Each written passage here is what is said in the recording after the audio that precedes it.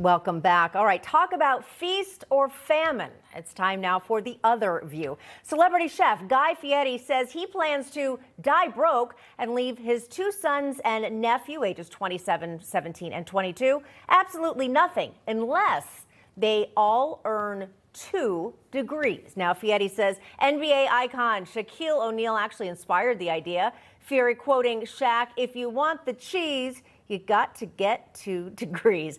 And for Fieri, that second degree must be a postgraduate degree. Joining us now to discuss is host of The Brink and reporter for the Daily Caller, Brianna Lyman, and Project 21 member and political activist Whitley Yates.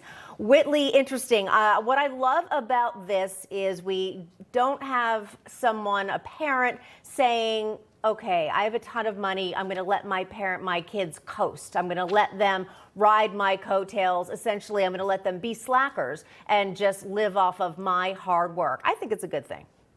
I do too. I mean, it did get 2 degrees hotter in Guy's household, but the truth is having those requirements allow for them to have a fallback plan in case his money isn't there or in case something happens. And I think that that's really important. Pushing post-secondary education, especially in a day and time where everyone else is pushing mediocrity, has to be a good thing, not only for his children, but the lineage and legacy that he leaves behind. Yeah, Brianna, this seems to be happily the opposite of the trophy generation mentality that we see from so many parents these days. Yeah, and it's kind of ironic too. You know, he says they have to get 2 degrees. There are other ways to transfer wealth that don't involve just giving money, and allowing your child to go get 2 college degrees is an example. They have the best access to education, schools, housing, and Warren Buffett put it best. He said the right amount of money to leave to your children is just enough that they feel they could do anything, but not enough they feel they could do nothing.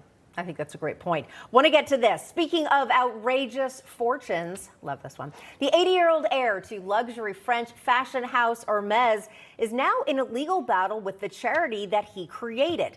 Nicolas Puech, a 5th-generation secret descendant of Thierry Hermes, who founded the company in 1837, now reportedly wants to cancel his inheritance contract with his charity and instead, get this, he wants to adopt his former gardener and leave half of the $13 billion fortune to him. Now, the gardener is middle-aged, he's married, he has 2 kids. Very interesting. We've heard, funny stories of people leaving their inheritance to a cat or again, to a charity. This is a little different. What do you think, Whitley?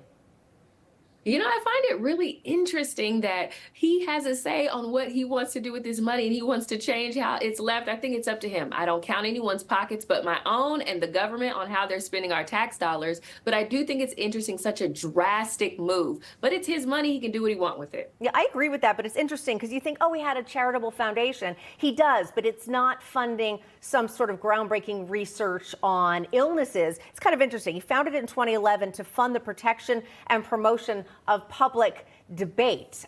So I don't know how much they really need the money. What do you think, Brianna?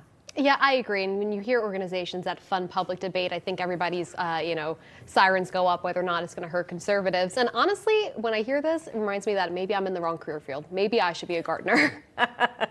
You'd have to be a very, very, very excellent gardener. gardener indeed.